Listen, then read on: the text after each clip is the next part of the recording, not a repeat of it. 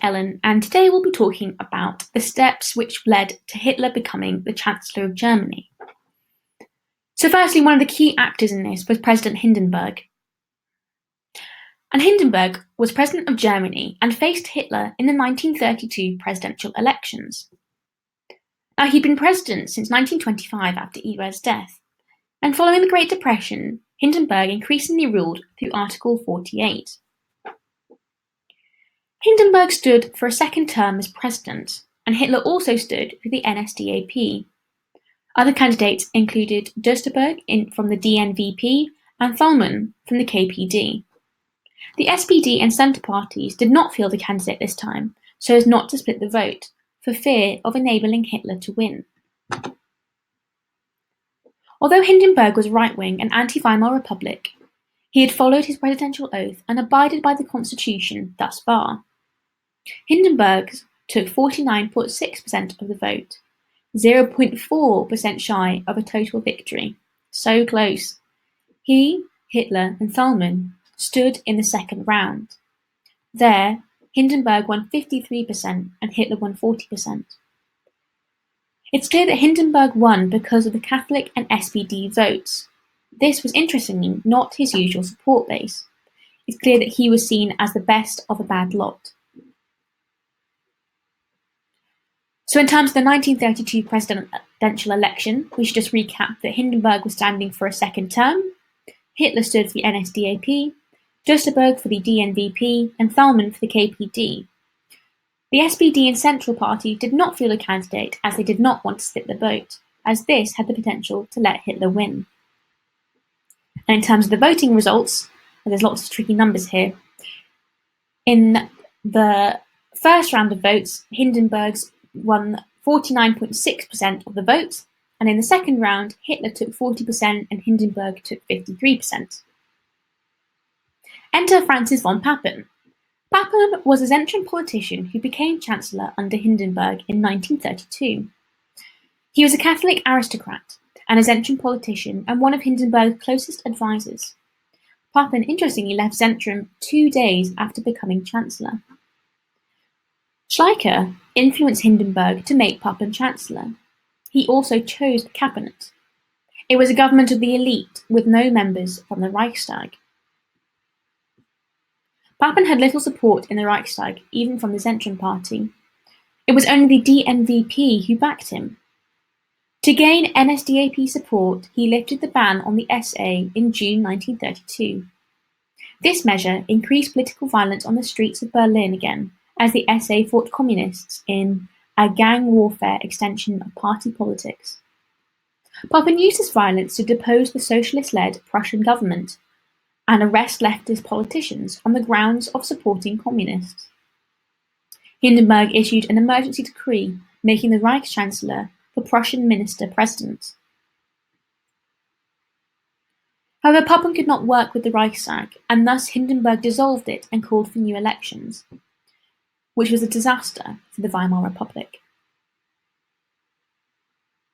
So in terms of Papen and his success as Chancellor, we know that he could not work with the Reichstag, and that he was a Catholic aristocrat originally from the Zentrum party, and he came to power because of the influence of Schleicher, who in this instance is a bit of a puppet master. Following the turmoil of Papen's government, elections were held, and this demonstrated the rising support for extremist groups, in particular the Nazi Party.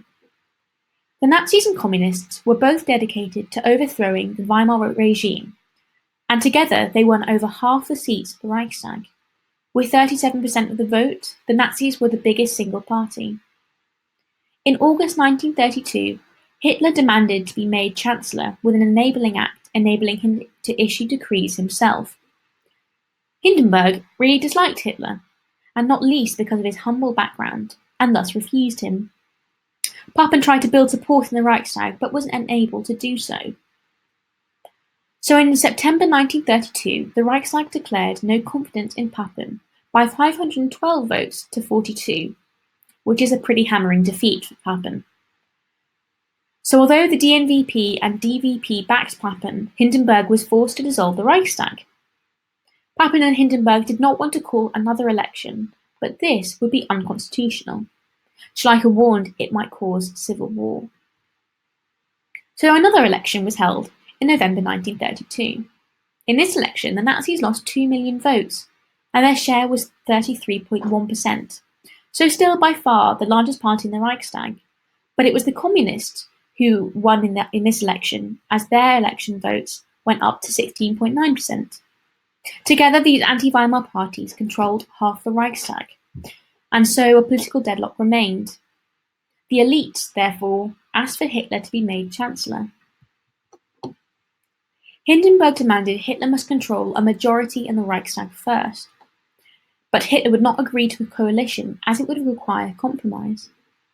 Papen's proposal was to remain Chancellor, get rid of the Reichstag, and use the army to suppress opposition and write a new authoritarian constitution. Again, Schleicher warned of civil war. His aim was to bring right and left wing together to support constitutional change. So in terms of the November 1932 elections, it's important to remember that the Nazis actually lost some votes. They lost 2 million, with their share dropping to 33.1%. On the other hand, the KPT's share of votes went up to 16.9%. The issue was that the Reichstag declared a vote of no confidence in Papen in September 1932. Papen and Hindenburg did not want to call another election, and that would be 3 in 1 year, which would be unconstitutional, and Schleicher carried on warning that this might cause civil war. So what did Schleicher and Papen do? They came up with a secret plan. Although Schleicher became Chancellor, it was apparent that his government was weak. Papen developed a plan where Hitler would become Chancellor, and he believed that he could control him like a puppet master. In December 1932, Schleicher persuaded Hindenburg to make him Chancellor. The left-wing Nazi, Gregor Strasser, was Vice-Chancellor. Schleicher developed Brüning's land reforms. But his plan failed because it alienated the Junkers, and it failed to win him the support of the socialist selection of the Nazi Party. And this is where Papen made his move.